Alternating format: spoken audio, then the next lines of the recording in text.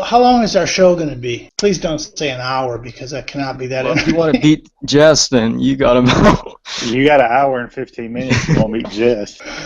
I got extra batteries just for you. So.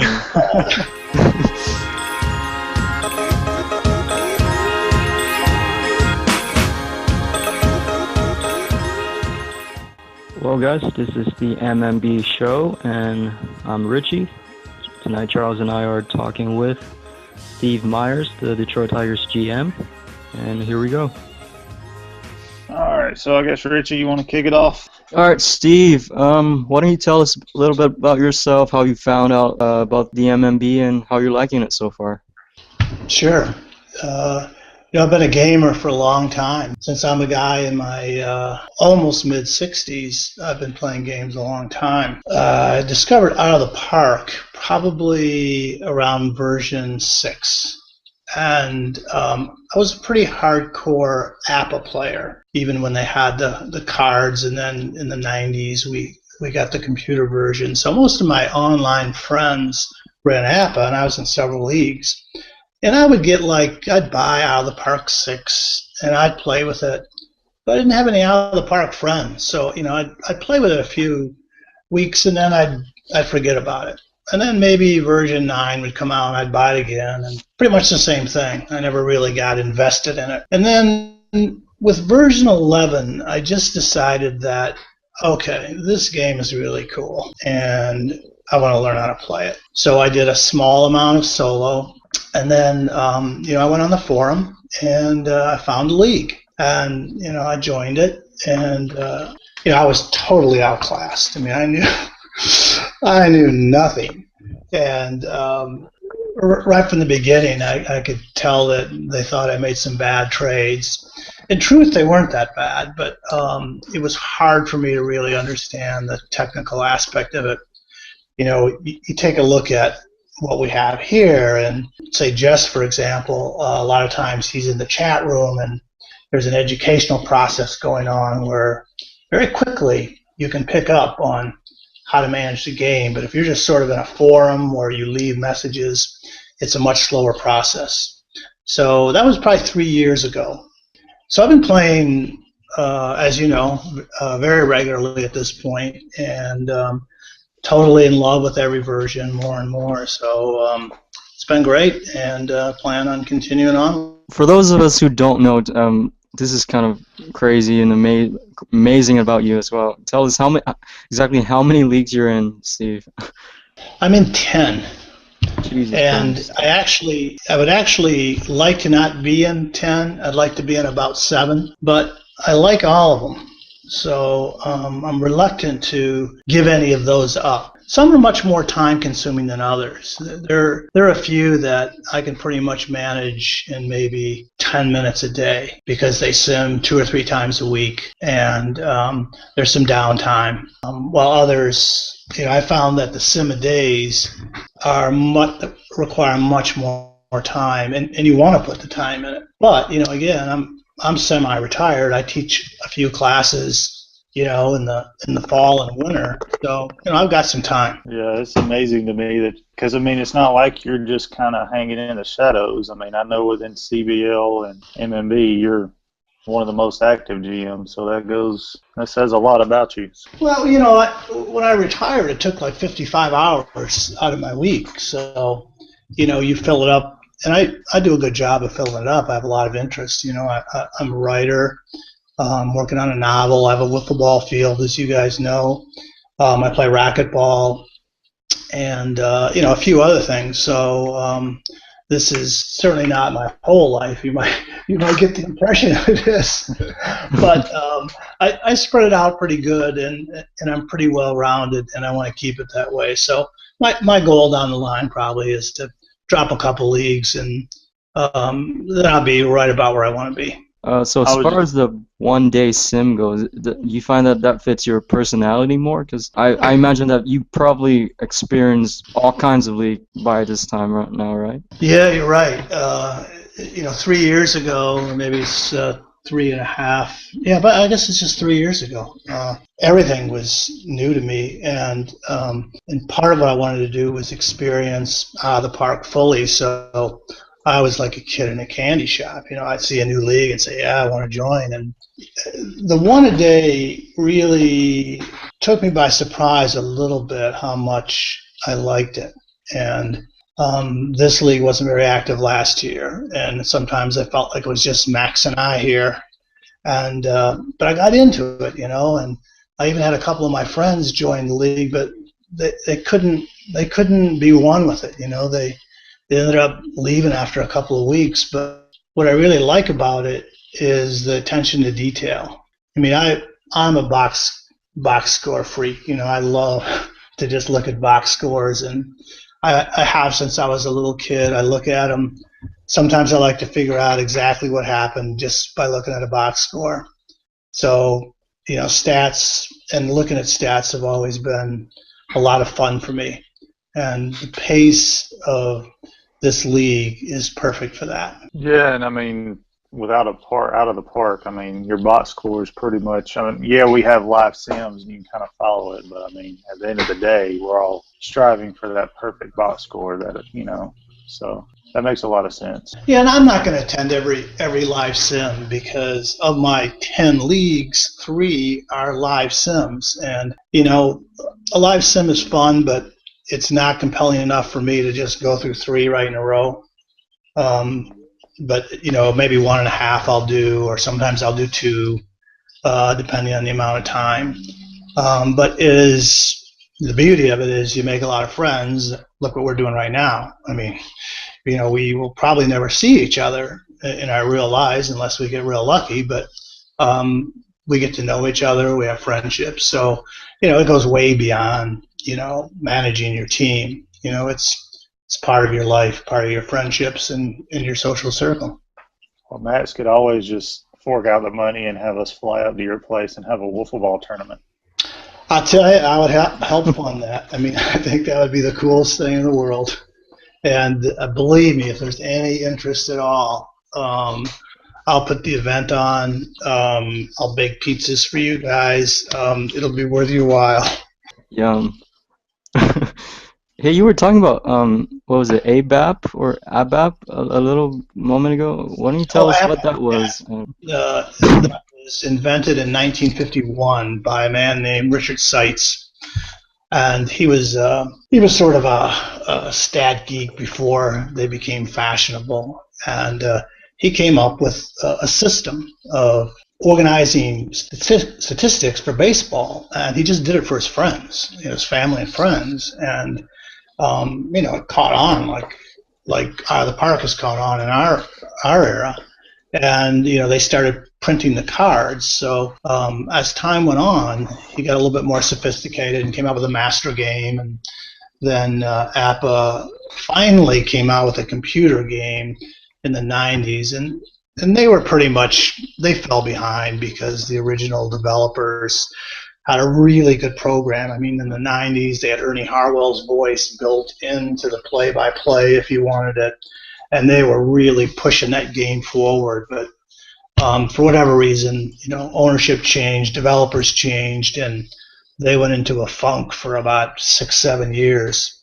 And believe me, that community is just as strong as the park was in their time. They had conventions every year that people would go to, but they did divide in that some still use the cards to play the game, and others are computer players.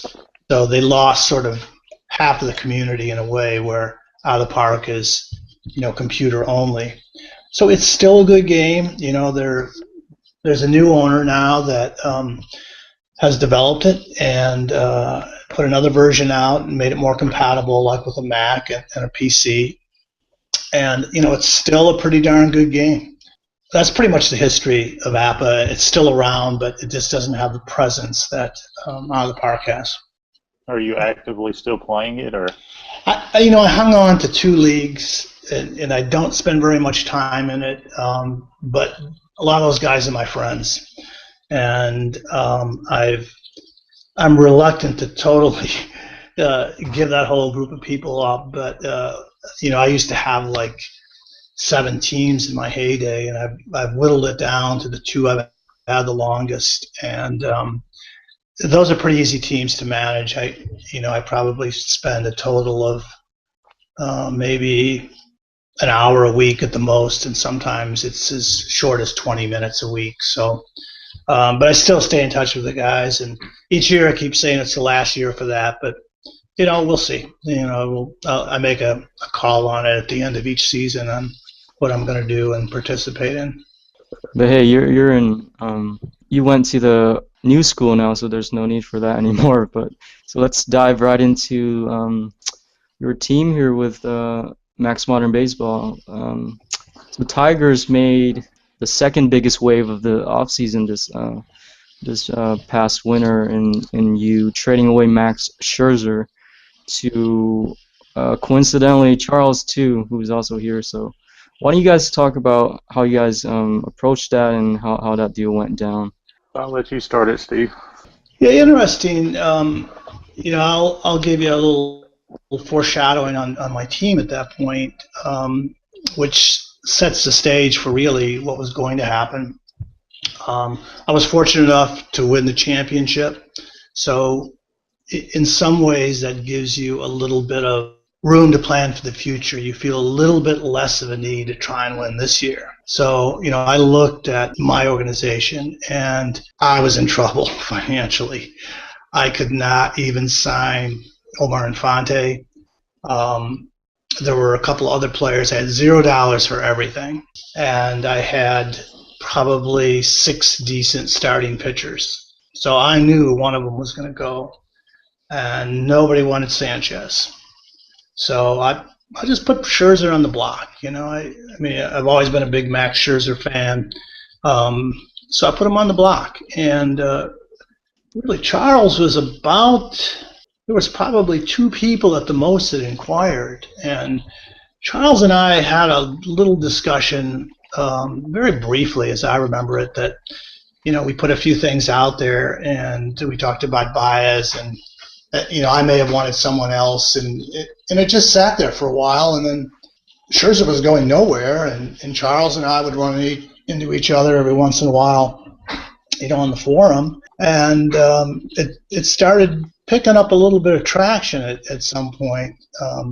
I was always going to dump Hunter's salary or somebody like that, because again, this is about money for me, not that I don't like Max Scherzer, and it's about having some hope for the future, because if I don't make this deal or deals like it, I'm going to be in the same spot every year. I'm going to lose more and more players. Eventually, I'm going to have a last place team, because you just can't sustain $24,000, $20,000 salaries in the long run. So, I looked at Max's numbers, and he wasn't doing all that much for me. And he was right around age 30, and I'm thinking, okay, he's going to start to dip down. This is a good time to put him out there. He had like a $7.5 million salary or something like that. So when I knew that I could lose Hunter's salary and get a spec in Baez, it just made total sense for me. Did it have some pain involved in it? Well, yeah, but the other way to look at that, and I'll let Charles get in a minute so we can go back and forth a little bit. It gave me the maneuvering room to make a few moves. But before I get too far with that, let's let Charles get his take on how those negotiations went and whether or not he had something else that he was sort of weighing against it. Well, basically you kind of covered it in the kind of the negotiation stage. It probably, I would say, 2 weeks off and on. We kind of talked it and kicked it back and forth. At least 2 weeks. So, and it was never one of those, hey, you do this, I do this, we agree kind of things. It was always just kind of swapping names. Hey, I'm interested in this guy. I guess kind of what got the ball rolling was I knew Steve needed the salary relief. I had the space. So I brought up the idea of taking on Hunter and half his contract. I figured, if anything, he could be serviceable as a fourth outfielder for $7 million.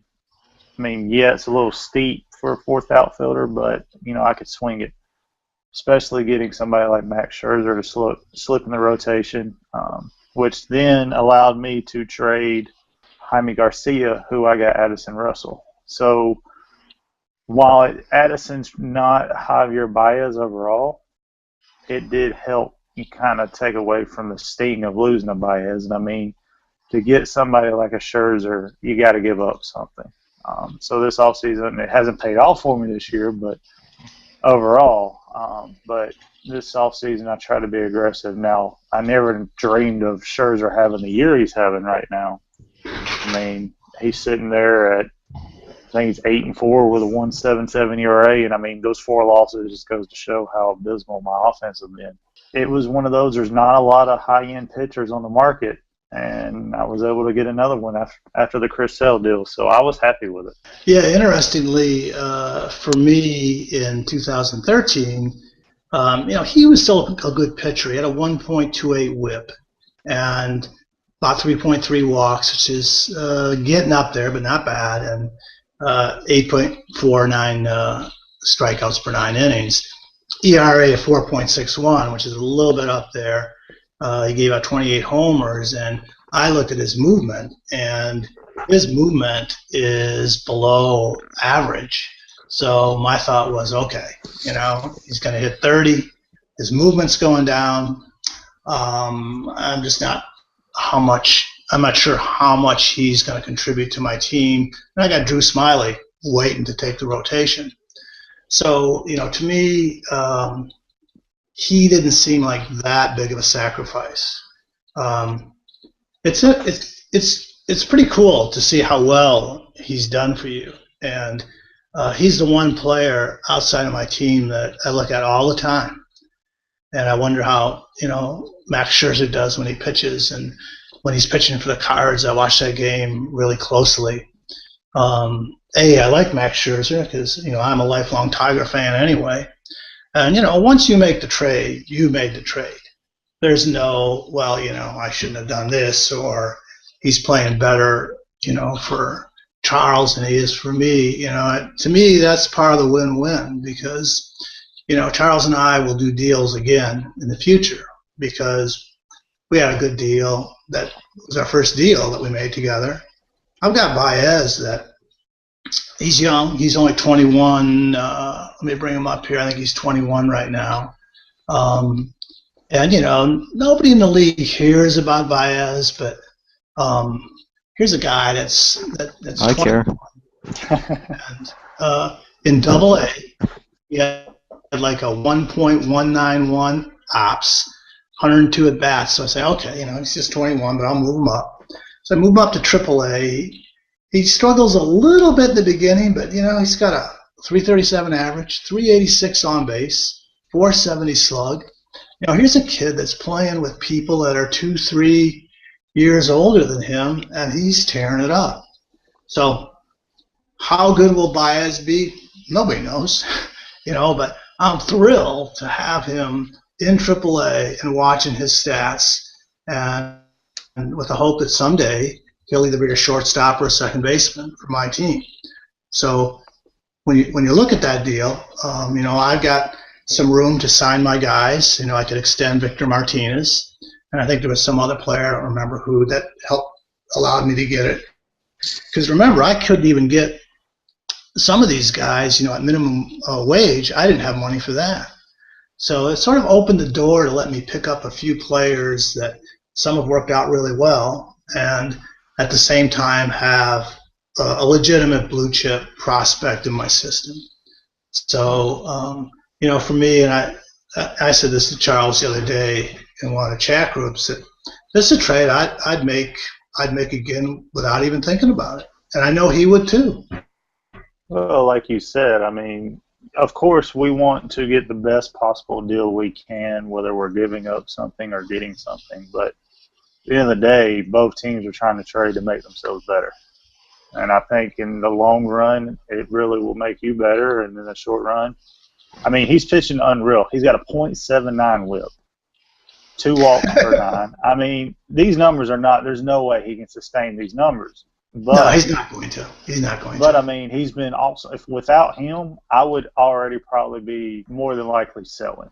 I mean, unfortunately, that's just – luckily, he's helped me tread water to maybe I can stick in it long enough. But if I hadn't have made that deal and without him, I don't know where I would be. Yeah, he'd probably be about 36 and 42 is my guess. Exactly. You know, so, I mean, it's one of those that it made sense for both clubs, which is where not always trades work out that way. But this was one of the ones where it really did make sense for both clubs. And it made sense for 2 clubs that were, I mean, you were coming off a championship. I'm striving for a championship. It's not oftentimes you see those 2 types of teams come to a deal that makes sense. Yeah, and you know, you look at your system. You know, you have shortstops. You know, you've got Addison Russell, whose numbers are better than Baez's numbers right now, and so you know you could afford to deal a shortstop. And I had starting pitching. You know, I'm the best starting pitcher in the American League, even dealing Max Scherzer. So, you know, that was my strength, and that allowed me to address other issues on the team. So, you know, if I'm sitting around with 6 starting pitchers, I'm not doing my job very well. Right. Yeah, it speaks to the depth of your starting rotation with the 5 guys you have, and still having the #1 starters ERA in the league at 3.72. And one guy that I thought for sure who was going to make your rotation was Drew Smiley, and he's pitching out of the bullpen right now. And I think on most clubs he would be starting, right? But just to that depth that you have. Yeah, you know, and it isn't like he didn't get an opportunity, because, you know, I put him out there, but he just wasn't all that impressive. And I picked up Duffy, I think on a minor league contract or minimum wage, one of the two. And you look at Duffy's numbers. I mean, he's not, you know, he's not going to impress anybody. But my head scout does like him a little bit better than OSA scouting. And I think in a way he's sort of like Scherzer. You know, Duffy's not going to keep a 3.08 ERA the whole year, but he gave me another lefty, and I'm weak in the bullpen. You guys know that I converted Tillman to a relief pitcher. He's my closer, and he was somebody that was just out there, and he's got 15 saves and a 3.98, and he used to have a 6-point-something. So this guy's one of those kind of guys, like a Todd Jones guy, that every time you put him in, he scares the hell out of you. But most of the time, he gets that save. But you wouldn't mind having Todd Jones, though, right? Yeah, Todd. Being your bullpen the way it is right now. Yeah, I mean, I guess my bullpen is rated 5th, but, you know, I don't have a lot of confidence in it. And that's one of the reasons I thought Smiley would help out. But curiously, his ERA, and some of that's from being a starter, is higher than a lot of these guys, or most of them, actually. I mean, I don't know what, you know, De La Rosa is doing with a 1.323 ERA. He's gone, I guess, a little less than 15 innings, but, you know, he's not that kind of pitcher. And Rondon's pretty good. And Albuquerque, he's got control issues, but, you know, they've done well. So, you know, no complaints on that. And I don't know that I can get by with just these guys from here on out, but, you know, we'll see. There's still a little time here, and, you know, we got the big guy coming back in 6 days, as long as I don't get one of those messages as rehab didn't go well. So, and that believe me, I dread it. Every time I download a file, I see Cabrera's, you know, on track to come back in 6 days. So, you know, that's going to make a huge difference if I can keep the center of that order healthy. Well, I mean, that in itself, with him coming back, is like going out there and getting a massive bat at the trade deadline without even having to give up any. The fact your team has kind of stuck it out this long, and I know people talk about the division's kind of weak, but, I mean, you're still in first place, and you're only going to get better. Yeah, you know, none of us know what's going to happen in the future. Injuries, lose close games. I mean, I don't think anyone thought the White Sox would be 39-39 right now, but they're playing great.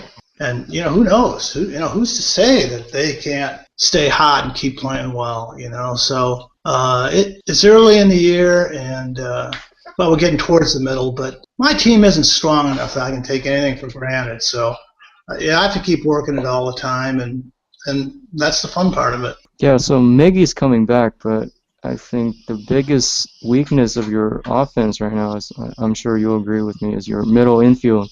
And Miggy won't solve that. So what is your plan moving forward as far as solving your middle infield problems? Well, I'm just looking at Aaron Westlake. I brought him up from AAA. He wasn't doing anything. I stuck him at third base. He never played third base. He can't play third base, Steve. Come on. He never played third. Hey, the guy's hitting 3-1 rating at third base. Yeah, well, that's okay, but you check. He has not played that bad. And I'm not going to bet the farm on it, but I'm just I brought it up because it's just an example of sometimes you can get creative in the short term, and sometimes it'll work. Because I looked at Westlake's ratings, and he had a little bit of range and a decent arm. It wasn't like I just blindly threw him there. He has some infield skills. So I thought, let's try this. Let's see what happens. And I think his profile was that he was smart. Let me see. Yeah, he has high intelligence. So, he has a chance of learning a new position. Would I do it if the guy had a very low intelligence rating? No, I wouldn't have tried it. But he was a way to just sort of bridge the gap until, Miggy came back. So I'm sort of joking about putting him at second, but Nunez is holding his own at shortstop. He's hitting .299. He's better than most shortstops defensively. He's getting on base 35% of the time. He steals bases. So when you say my middle infield, I'm not hurting so bad with Nunez. I just am weak at second base. So I would probably do a deal for a second baseman if it was the right deal. So yes, you're right. That would be the one position that I will take a look at and see if I can get somebody there. Well, I'm just saying. I don't know if Joe will trade him. I didn't hear what Richie said. What was it? Dan Ugla. Dan Ugla, yeah. I have a second baseman available if you're interested, so I'm just throwing that out. Yeah, well, hey, I'm open. I don't have a lot of players. I sort of dipped into the bucket and traded, where I had my strength at starting pitcher. So now I'm looking at, okay, for a second baseman, what do I have to give up out there? And, there's a few players, but, most of them are sort of, they don't have a huge chance of being really great. Certainly not going to trade Baez. We know that. He's here to stay unless he shows that he shouldn't be here to stay. So there's not a lot of depth right now. So that's part of the issue. I can't trade anybody in the bullpen. I don't have enough depth there. I guess the one guy that I could trade, probably Richie's thinking about this, is Smiley, because he could command something pretty good in return. Yeah. So, that's a possibility. Yeah, I think anybody that, and I'm just throwing this out there, I don't know, but you take somebody like Noah.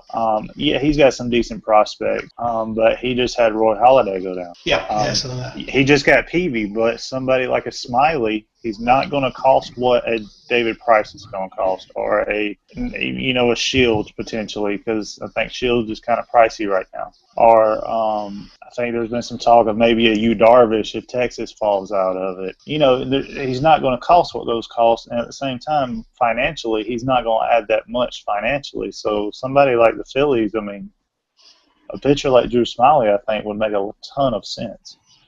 Yeah, Smiley, first of all, you're right, he's cheap. He's minimum wage, and he's a lefty, and he's young. He has a better probability of staying healthy than, say, a Peavy or somebody, who's into the 30s.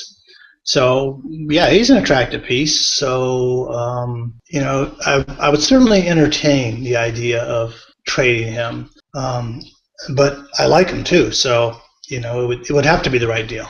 Oh, and you know full fact. I mean, a lot of people get caught up in the names like a David Price or the John Lester that got traded to Oakland, and things like that. But a few years ago, the Doug Fister trade that Detroit made was probably one of the best trades they made, and it was by far one of the most under the radar trades. So with Drew Smiley would kind of fit in the same mold. Yeah, you're right. There's certainly a good comparison there, and in real life, Tigers didn't get enough for Fister. Most of us think that, unless Robbie Ray turns out to be a really, really good pitcher. But Dombrowski's made some great trades, and you really have to hold off judgment of a trade until you give it some time. I mean, it's just like Scherzer Baez. If Baez flops, well, then it would be fair to say that St. Louis got the best deal there. Or alternatively, if he plays really well and Scherzer plays well, then you say, okay, both teams got a good deal. So you have to sort of not be too quick to make a judgment on some of these things. So when can we expect to see Baez coming up for you? Hold off! Don't do it like I did. I brought Russell up, and he struggled. So yeah, I haven't really at all considered it this year, other than looking at him and saying, what would happen if I did this? And my inclination is that it's a high risk, and with my really only legitimate, top prospect, that's not something I'm willing to do. I'm patient with my prospects, and if we don't win as many games as we'd like, okay, that's fine. Just means we have some issues on the team. But you don't sacrifice the development of a player just on the hope that you might win a few more extra games. We're a 39-36 team right now. I'm looking at this team, and when Cabrera comes back, I want to see how they're going to play. Are we going to play at a 55% clip? Or does adding Miggy back into the lineup make us start to win 3 out of 5 games? And if that happens, then that tells me, okay, this team is built. This team can do it. So then, put another piece in, piece here, piece there, and it's what all of us do. We take a look at our teams every day, and that's the beauty of the one-day sim, is that you're always looking at things. It's a changing picture. Every day something changes out there, either with the other teams or your teams in development. And you're at a great advantage if you can allow yourself to just sort of observe things and, each day sort of digest what happened the day before, look at projections and whatnot. So, that's the fun of the game. And I think that's why all of us are in Max's league. Yeah, well said. Charles, do you have anything to add? No. I mean, you pretty much covered it.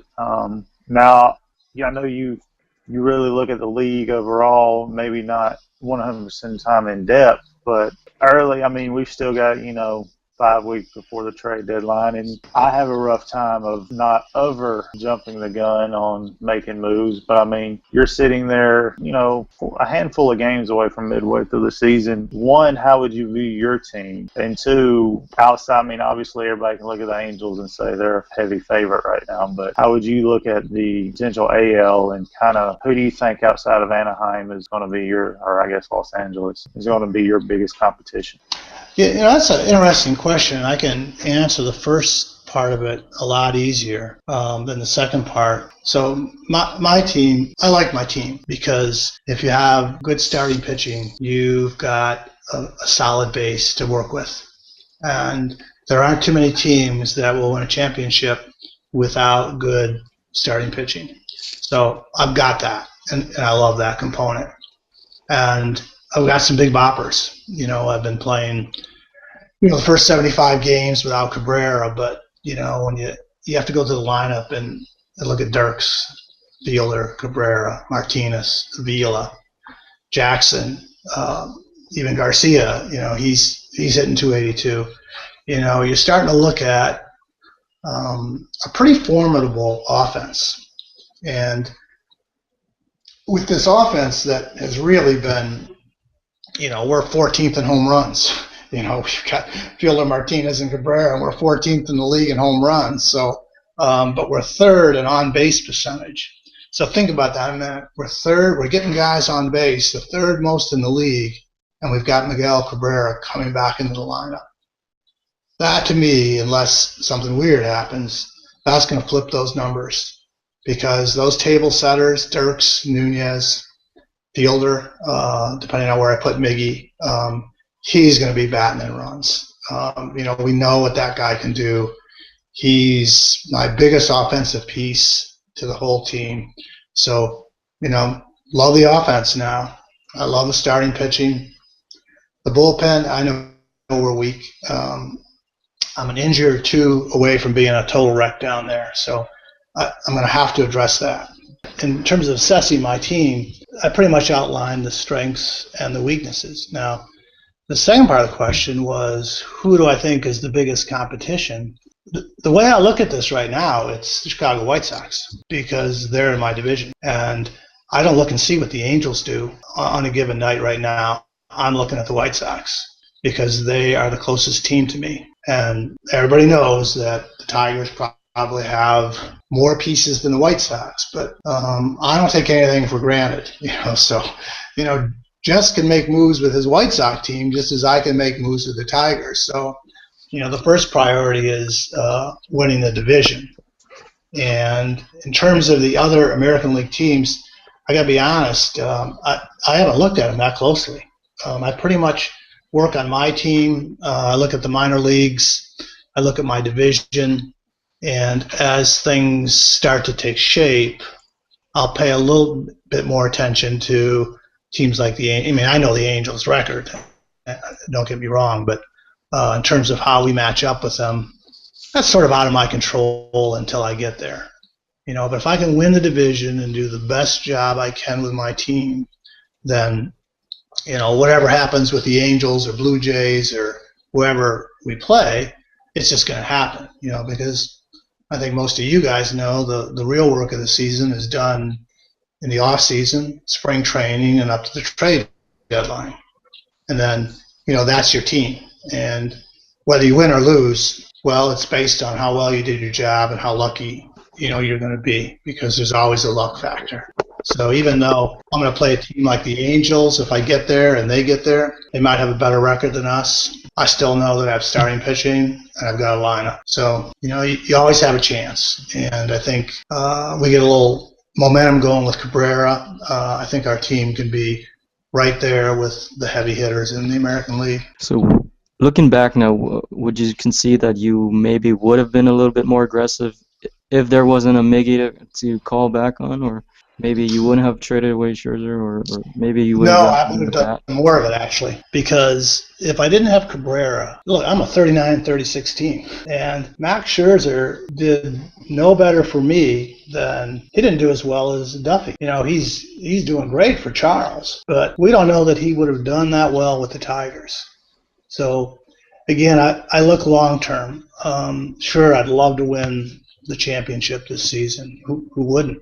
But I look long term first, and I want to make sure that I'm managing my team so that every year I could be competitive. I've been in leagues where you do like a total rebuild, and that's fine. I think I liked it more in the beginning, but realistically, in the real world, you don't have those massive rebuilds, except for maybe a couple of franchises, because you still have to get revenue, and time isn't accelerated. It's the accelerated leagues. It's easy to lose 100 games and within a couple of weeks you're back back in it. But with the one day at a time sim league, you have to be more like real life. And I want to make sure the Tigers have some prospects coming up, or at least affordable players in the lineup that allow me to make a move. Because the worst thing in the world for me this year was I couldn't make a single move in the off season, except to trade like I did with Charles. I couldn't sign anyone. I had zero money. I couldn't even keep my own players. That's a terrible spot to be in, and I think we'd all agree to that. That takes the fun out of it, and your team is only going to get worse. So I'm always looking down the road and what I can do to make the Tigers a competitive team every year. No, I mean, I would agree with that. It does make it, I mean, when you can be more active, it makes it a lot more fun and enjoyable. But like you said, that's just kind of what we face in this. We want it to be as realistic as possible, and that's where the one-day sims really come in, and it does kind of cause you to gain some patience. Yeah, and it helps us to, it helps keep it, like you say, more realistic. I'm not a prolific trader by nature. I'm someone that will make a trade when I need to, but I don't look for a lot of trades. I'm more of a, look at the system, where can I plug a hole, make sure I've got enough prospects coming up, and then make the trade when I need to. So I'm not saying that's the best way by any means, because there are some very good GMs who do a lot of trading and build their teams on those trades. And they're good at that. They're really good at that. And tip my cap to them, because they can put together a team really quick. Like I said, by nature, I'm just not a big trader. Alternatively, I love the trade that we engineered with Scherzer and Baez and the other pieces. That was a lot of fun. So, that's a big part of the game and a fun part of it. Well, yeah.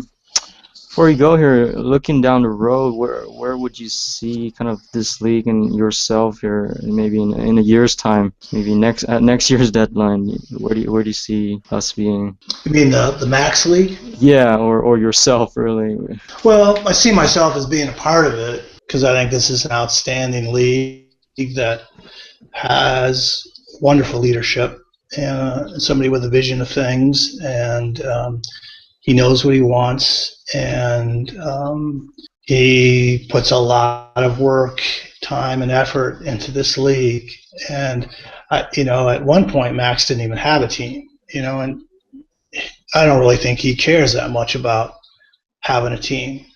He could have one or not have one. He wants to have the best league out there and out of the park. And we were lucky that we got a lot of guys like you that just sort of burst on the scene. Like one day I took a step back and said, whoa, where did all these guys come from? They got energy, man.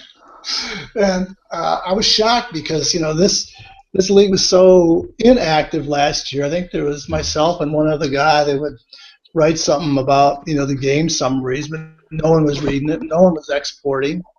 And it was just, this thing, well, should I stick with this? And Max is wondering if he should stick with it. And, we did stick with it. And then we had just this burst of new GMs, a lot of younger guys coming on the scene that just had this incredible creativity, technical skills. I mean, look what you guys are doing here. And, you've made the experience so dynamic, and, we've got all the pieces of this league going in the same direction, wanting to get better, people wanting to contribute. The GMs are friendly in this league. Everybody wants to win, but, everybody is, I think pretty supportive of the other GMs, and we try and help each other. And I just really like the tone of this league. And honestly, there isn't anything I don't like about it. So I see myself here next year. I see maybe even a little bit more activity. It's impossible to say. It's like trying to figure out how many games the Cardinals will win this year or next year, how many games the Rockies will win, and who will be their starting staff. You don't really know, because just like our teams are a changing picture, our league is a changing picture. It changes all the time, And if we lose a couple of GMs that have a lot of energy, they're not always easy to replace. So fortunately, we have a healthy league, and we have, I think, a very high probability of staying as good as we are now and even getting better. And I think we've got the mindset to ramp it up even to a better league. And I just see everybody pushing in the same direction. And you can't take that for granted in a league. So I think we're all pretty lucky to be in Max's league, Yeah. and I'm looking forward to it continuing on for years. Well, Charles, any closing comments before we get back to the live sim here? No, I mean, I greatly appreciate your time. I mean, it was great. That's two great interviews back to back between Jess and yourself. And a contrast too. I mean, Jess, yeah, he's been a gamer for a long time, but he'll admit he's not a baseball guy, himself as much, and at the same time, he's more of a casual viewer. So it's definitely great to see two perspectives, but at the same time, get great in depth from them too. So. Yeah, I do. I mean, I'm probably 95% baseball at this point in my life. It's it's the game I really love, and I wouldn't even think of being in any kind of other sport simulation. I mean, I don't watch football, but a few games a year. But baseball's the one for me, and that's why being in a league like this is a big thrill. And I want to thank you guys for having me on. I appreciate your time. It was a lot of fun to get to chat with you a little bit, and you guys do a great job with the show. Well, I appreciate it. And you almost hit your hour. You just about did. So. We've been going that long. That surprised me. Well, my alarm's going to go off soon, so you got to get off now. So.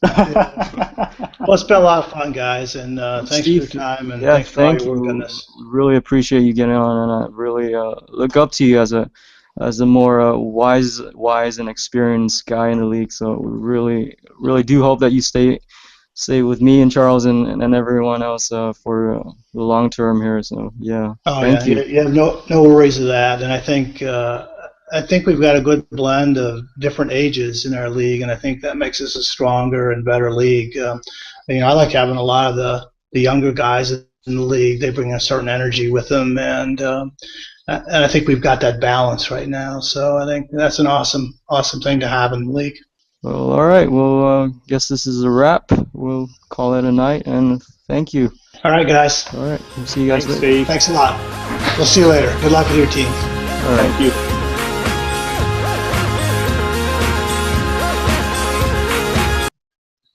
I'm looking forward to Colorado losing a freaking game tonight.